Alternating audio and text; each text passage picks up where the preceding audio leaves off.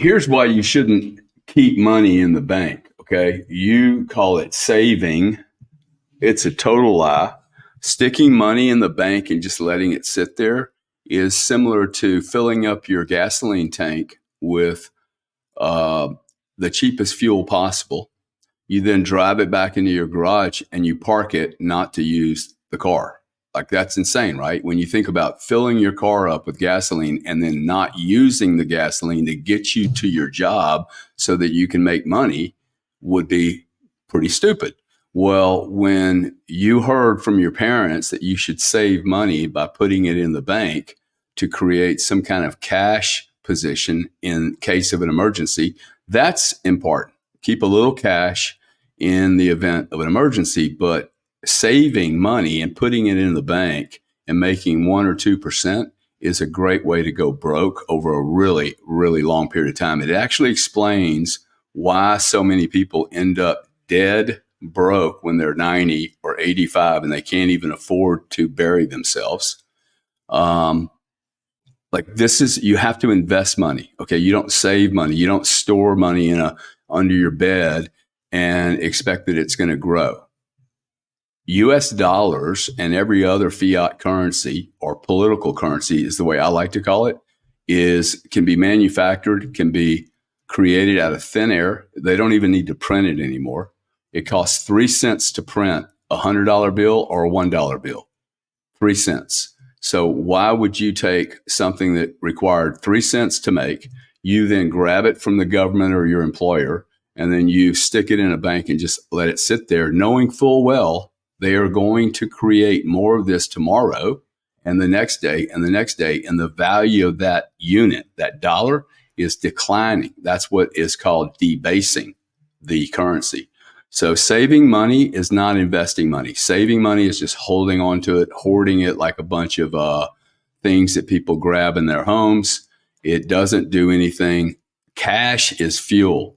You use the cash, the fiat, you invest in something that's going to have asset value, that's going to increase in value. And that's how people get rich. That's why the rich stay rich, because they invest their money and they borrow money to invest money. They don't pay income taxes. They don't pay capital gain taxes. They're constantly using their money to create greater wealth. You invest your money, okay? Like saving your money, just storing it like a little squirrel is not investing it, okay? They're not growing. Those nuts are not growing.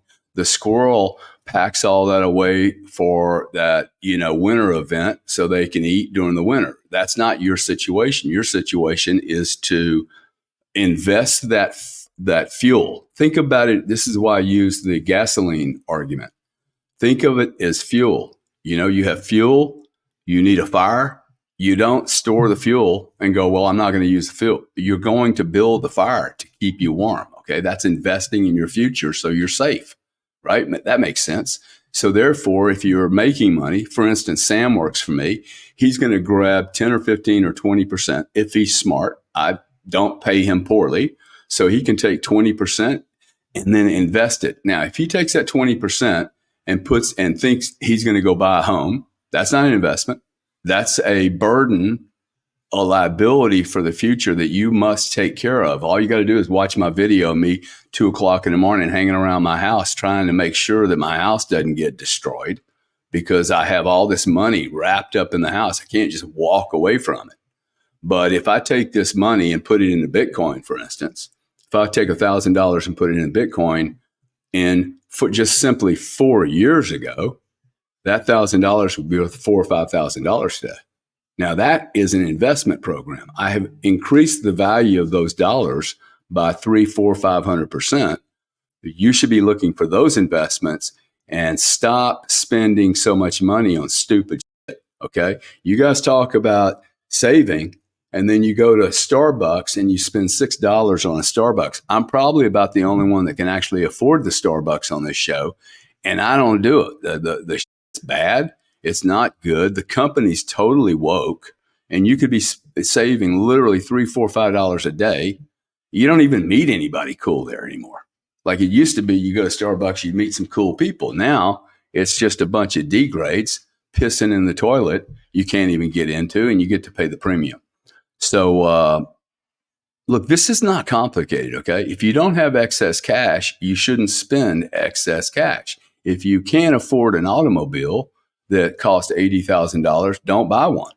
Okay, you should be able to afford everything that you want to acquire with cash. You should not have to go into debt. And if you do go into debt, it's because some banker came to me, like me, and said, here's some money for 2.5%.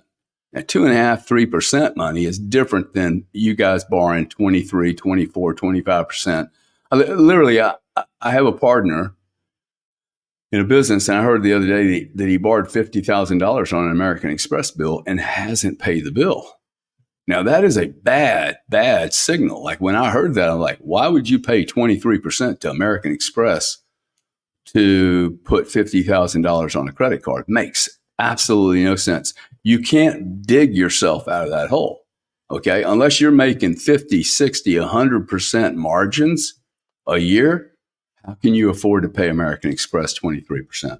I don't blame American Express, by the way, charging you for that, because that's not what that credit card's supposed to be for. That credit card's supposed to be for, I have an American Express. It's the only thing I use for a credit card. I pay it off every 30 days, man.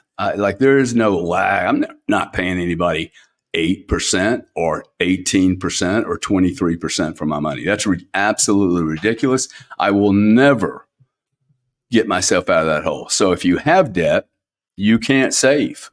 You can't invest. You need to take care of the debt first, okay? If you have a credit card exposure at 18, 20, 23%, you shouldn't even be listening to investment strategies. The first thing you should do is pay that debt off. Get out of that gravity, dude. It's sucking you down. You can't get above having to pay off 23%. And no employer is going to increase your pay every year 23%. It's not possible, okay? They will go broke. So investments, exactly like training. You go to the gym every day and you do some reps and you do some training and you do it consistently. You don't, well, I'm not going to go today. Okay. Your muscles aren't going to get big. So this is not complicated. Okay.